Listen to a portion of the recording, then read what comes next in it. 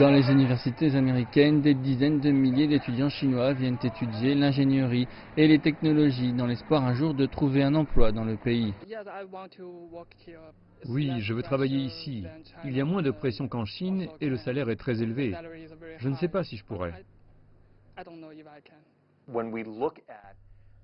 Quand nous regardons le nombre d'étudiants qui peuvent trouver des emplois dans les compagnies, qui peuvent avoir les permis de travail dont ils ont besoin, nous voyons une baisse dans ce nombre.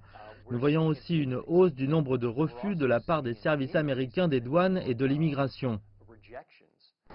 L'un des secteurs les plus touchés concerne celui des semi-conducteurs. Selon le Silicon Valley Leadership Group, la Chine importe des États-Unis près de 300 milliards de dollars de puces informatiques par an. Selon les lois américaines, les ressortissants étrangers, dont les Chinois, doivent avoir des licences spéciales pour travailler sur des technologies sensibles comme les semi-conducteurs. De 2013 à 2017, les ressortissants chinois représentaient plus de 60% des licences approuvées, mais Laurent Munoz dit que le processus d'approbation qui prenait quelques semaines auparavant prend 6 à 8 mois désormais. Il devient plus difficile pour les compagnies d'avoir l'employé dont ils ont besoin immédiatement. Cela rend aussi les États-Unis et la Silicon Valley en particulier moins attractifs pour les plus intelligents et les plus compétents employés dans le monde. Dans beaucoup de cas en cours, l'ingénieur obtient un visa de travail pour une compagnie.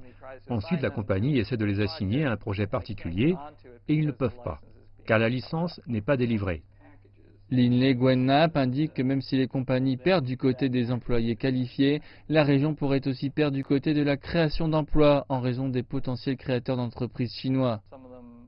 Certains d'entre eux finissent par créer des compagnies et ont un grand impact sur la Silicon Valley.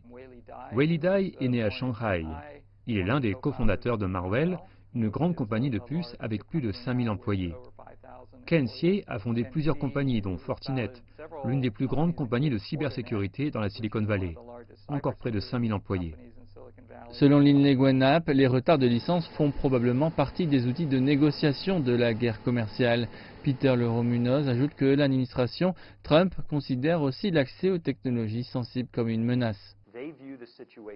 Ils considèrent cela comme si nous ne revendiquions pas la domination technologique, comme si nous risquions de tomber derrière la Chine, et la crainte pour l'administration, c'est que la menace ne soit pas seulement technologique, mais aussi probablement une menace de sécurité nationale, quand on regarde du côté de l'intelligence artificielle et de la cybersécurité. Le Silicon Valley Leadership Group a plus de 350 membres, dont les plus grands fabricants de puces comme Intel et Samsung Semiconducteurs. Peter Leroy Munoz ajoute que bien que les membres comprennent les inquiétudes liées à la sécurité, ils veulent aussi que l'administration Trump réalise les risques et les coûts de perte sur le plan de l'innovation à long terme.